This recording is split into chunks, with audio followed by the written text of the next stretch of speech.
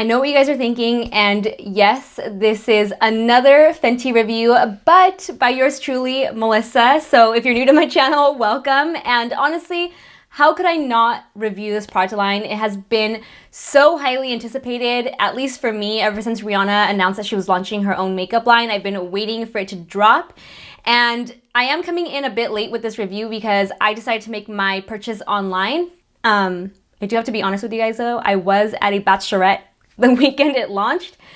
So I felt I was not in the correct state of mind to make a makeup purchase. So I decided to wait until I got home to make a reasonable purchase versus racking up my bill on Sephora.com. So my order finally came in. It's all right here.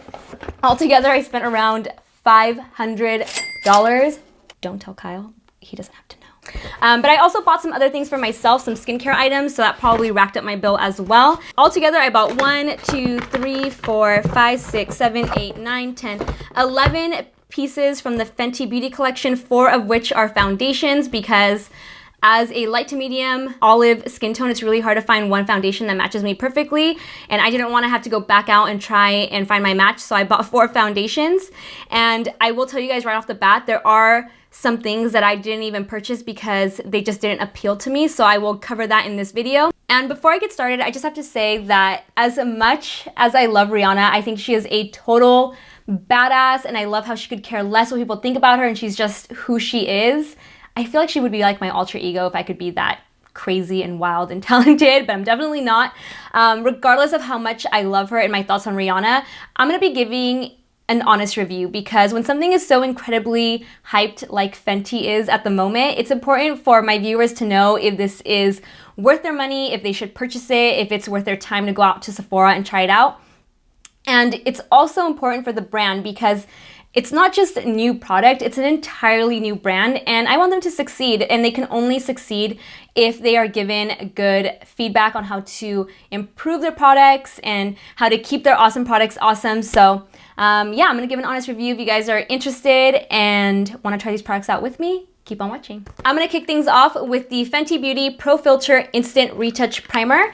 I also have my Sephora app on tap, so I can give you guys all the deets on the products. So this retails for $32 and you get 1.8 fluid ounces. I consider this to be pretty average for a Sephora product. So right away, I have to say, I am in love with all of the Fenty packaging, and the packaging itself, also very sleek and beautiful. I just love it. This is my aesthetic, I would say, when it comes to product. I think it is very minimal, classy, and beautiful. So I'm gonna go ahead and apply this Pro Filter Soft Matte Primer. I'm not a huge fan of mattifying my skin before applying foundation, and the foundation is also matte, so I'm only gonna apply this to the center of my face. It doesn't seem to have a synthetic fragrance to it. Uh-oh. It smells like nothing artificial in terms of fragrance was added to it. So I'm just applying it down the center. It doesn't feel like silicone though, and it also doesn't feel very moussey or thick and heavy. It just feels really nice, almost like a cooling effect, and it feels more so hydrating than it does mattifying. And now, which foundation shade is going to match my olive skin tone? I got shades 160, 250, 330, and 290. So 2 in the medium range, 1 in the light range, and 1 in the medium to tan range.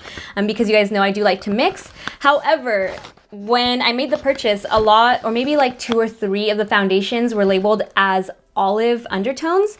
So I think 290 is the only one I bought that has an olive undertone that landed within my range. So I'm gonna go ahead and swatch these, but let me just show you guys the packaging. Again, really beautiful and sleek. Similar to the primer, however, this one has a white cap. Everything else is pretty similar with the soft touch glass. So the first one here is 160, then we have 250, 290, which has the olive undertone, and yes, I love this color. I feel like on my face it might look a little dark. So this swatch at the very end is actually 290 and 160 mixed together. And then this last swatch, or the really dark swatch, is shade 330, which I got just in case I needed to mix some foundation shades. This is a pretty diverse shade range right here that I picked out. I just wanted to play it safe and make sure I had all my bases covered. So I'm gonna mix those two colors together, 160 and 290. And again, just some more information about this product. It retails for $34 and you get 1.8 ounces, which again is very average for a product carried inside Sephora. You do get 0.8 more ounces though than a normal foundation. Normally they come with 1 ounce.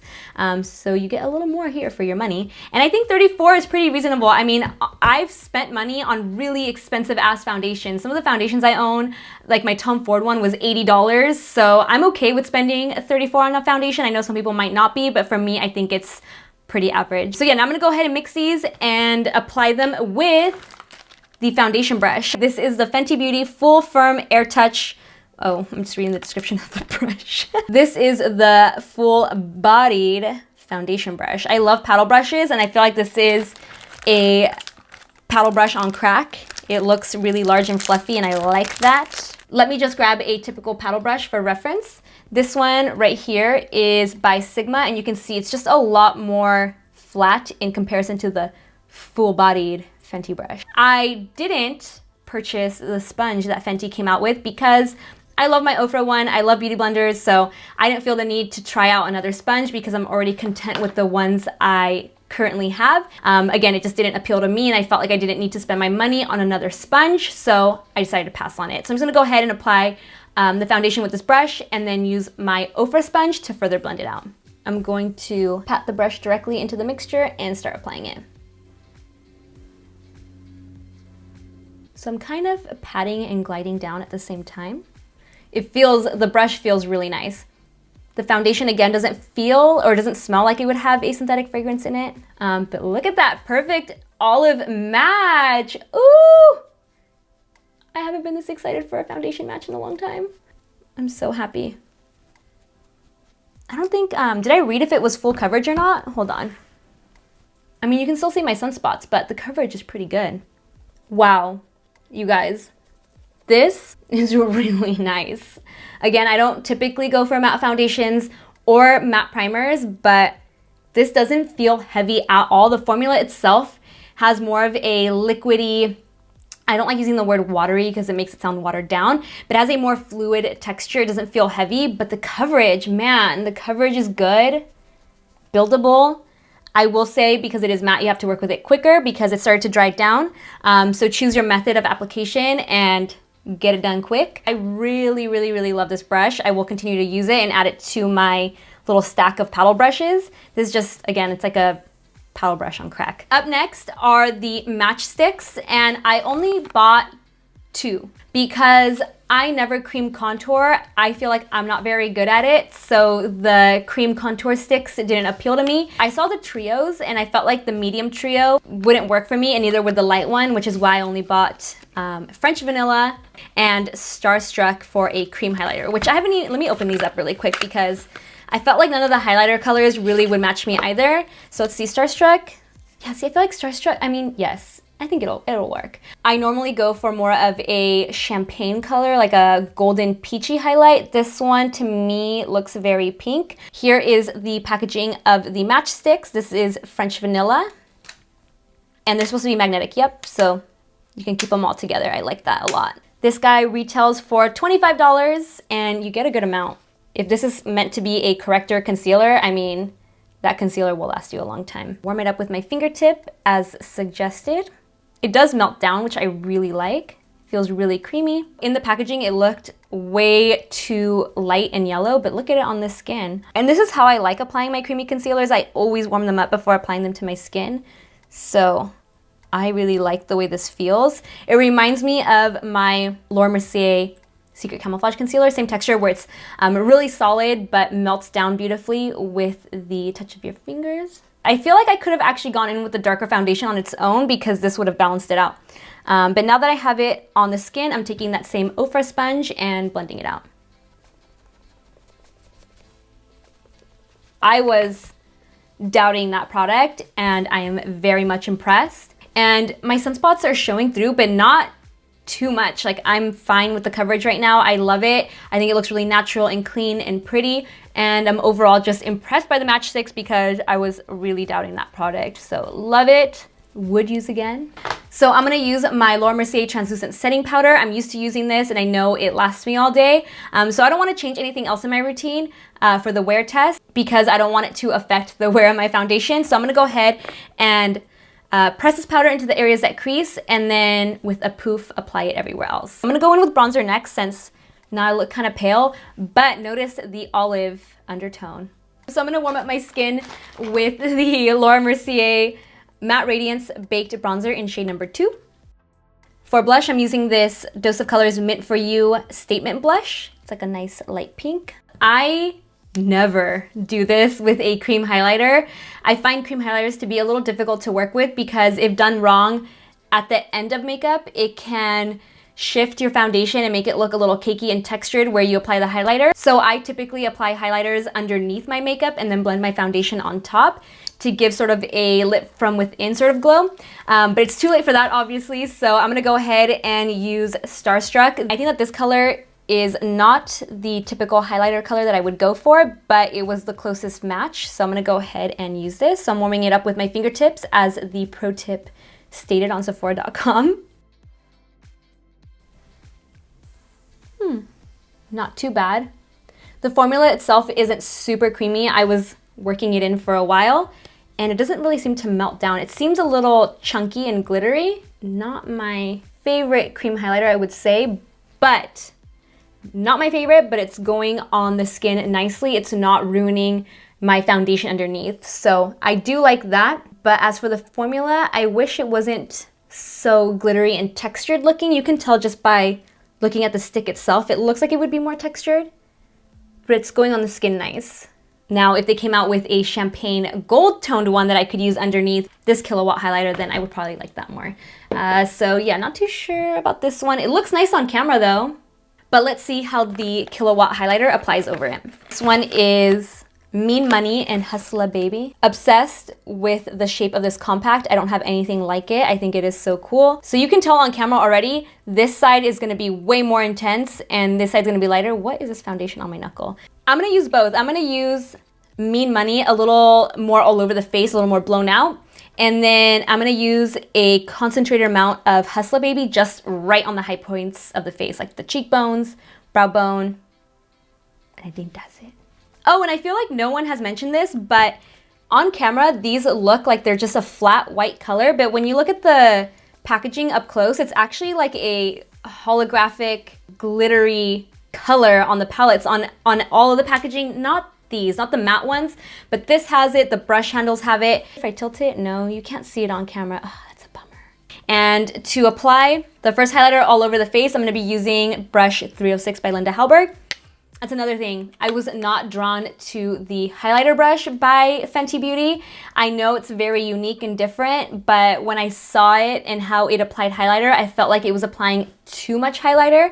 And so again, I didn't purchase it because I wasn't drawn to it. I felt like I didn't need it, and I felt like I would end up using my brushes anyway. So if you want to try something new and different, probably give it a try or check it out in store and see if that's something that you would use. But when I saw it, I was like, I don't know if I would use that. So that's why I passed on that one. But let's go ahead and apply Mean Money. Enough chatting. Super chatty this video.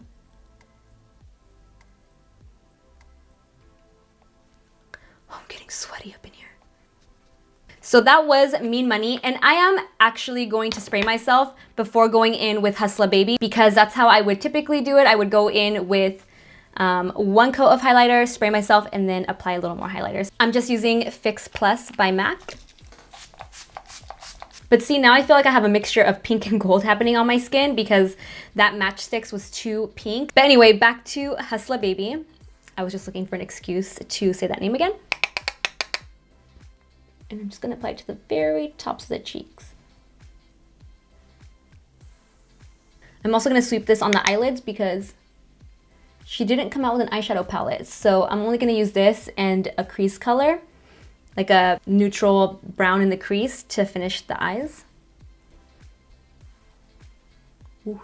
I'm gonna have to blend this out. It's looking a little too intense. But if it were me just doing my makeup like any other day and I wasn't trying out all these new products, I would totally use this to highlight with both colors, because I like the idea of a softer highlight and then a more intense one to really make certain areas pop. I would skip out on the cream highlighter because, again, too pink, and I just apply cream highlighters differently than most people, but I love the colors in here. I feel like they're very complementary to a medium, light to medium olive skin tone and also a tan skin tone. So now I'm just taking a blending brush and buffing out a little bit of this highlighter because I applied a little too much in certain areas. Oh, and one more thing. I almost forgot to mention one really important thing that I wanted to mention.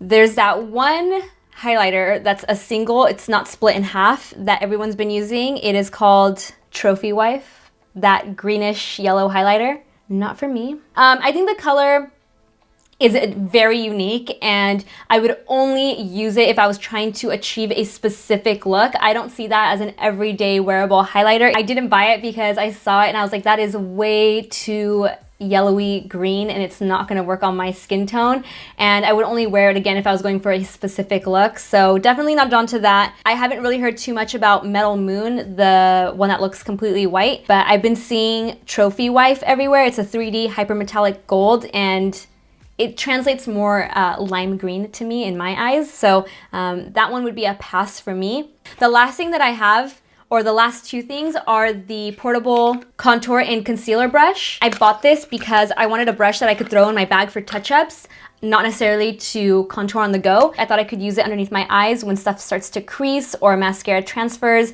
or even when your lipstick fades and you get that weird ring around your lips, I could buff it back out. It's just like a great buffing brush. I really like it. And the last product I have is the Invisimatte blotting powder. I didn't use this to set my face because that's not how I would use a blotting powder. I would use it to touch up and pick up any excess oil. It comes with a little sponge. I watched Rihanna's video describing the powder, and she said she created this powder for touch-ups and also to be, I think it's got a film on it, and also to be photo friendly, because she said she's fallen victim to the white cast from flash photography and using the wrong powder. So she created this to be a universal blotting powder that works on all skin tones and will not cause flashback, which is great for a blotting powder. So I'm gonna get off camera really quick to finish my makeup, and then we'll try this to tone down some shine and the gloss. The makeup is done. Now let's go in with the blotting powder and the gloss and wrap this up. I will be back to check in later, but for now, we are almost done. So I'm just gonna use the little sponge that came in the blotting powder. I'm just going to press it into areas that look a little too shiny. Whoa, did you see how matte that went? Wow, okay. And I always get a little oily right here. I think I look a little too matte now though, so I'm going to mist myself again with Fix Plus. I don't think I needed the blotting powder, but it works. So this is the gloss right here. It's meant to be a universal gloss, and it looks dark, but I'm telling you, when I've seen people apply it to their lips, it looks sheer and it gives their lips like a nice rosy tint. It smells like a delicious flavor of Kool-Aid. Super pretty. I think I would still use a lip liner with it because I have a little discoloration on the outer edges of my lower lip. I would definitely toss this on for an everyday look. You can see it just kind of enhances your natural lips. It's so nice and it tastes really good. And there you have it, guys. That is everything that I purchased from Fenty Beauty. And ooh, it looks like my mascara transferred a little bit. So let's try out that little brush I bought. A little portable contour brush to see if it'll actually buff out the mascara. I think it made my under eyes look a little textured, but I think it got rid of the mascara. Oh, that's perfect for that. So overall, I am very much impressed with everything, especially the skin. I feel like my true olive tone self. I feel like this is a perfect match, and I'm just super impressed by the foundation, especially because it is a matte formula, and I very rarely go for matte formula foundations, but my skin right now looks flawless. I'm gonna zoom you guys on in so you can check it out yourselves. Everything is just, the quality is amazing, the packaging, I think the pricing is fair. It's not ridiculously expensive and it's not super cheap. It's right in the middle.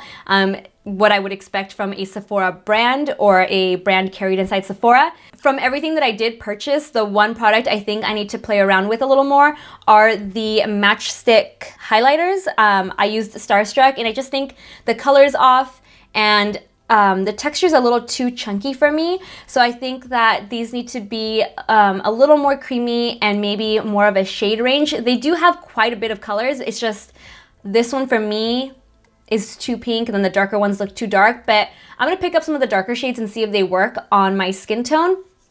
I just want more of a champagne gold colored matchstick to highlight with. Again, overall super impressed.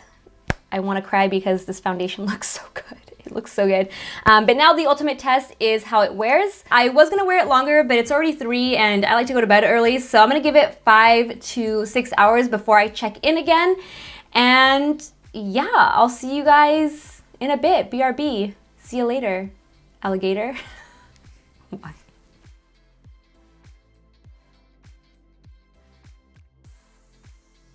And I'm back, and a little more oily than when I last saw you guys. I tend to get oily in the T-zone like everyone does, so a little oil has broken through, but aside from that area, everything else has stayed in place. Everything else looks amazing. I mean, just look at the sides of my face. They look so good. The foundation and concealer broke up a little around my nose area, but I have a feeling it's the matchstick, not the foundation that's breaking up. So I want to try this again using my normal routine and my normal concealer, like Tarte's Shape Tape.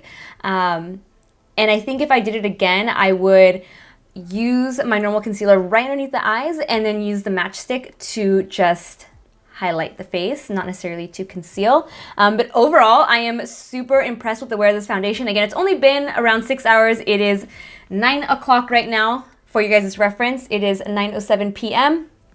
I would have worn it longer, but I don't do well filming late, and this is late. I'm already in my pajamas. But I definitely wanted to come in and check in with you guys one last time because MEEKA's fur is flying around. I think it's really important to see the wear of a new foundation. So I hope you guys found this video helpful and informative. And let me know, comment down below if anything caught your eye, if you're going to try anything from Fenty Beauty, if you personally picked up anything and are loving it. Let me know in the comment section. And as always, like, share, subscribe, and I will see you in the next one. Bye, guys.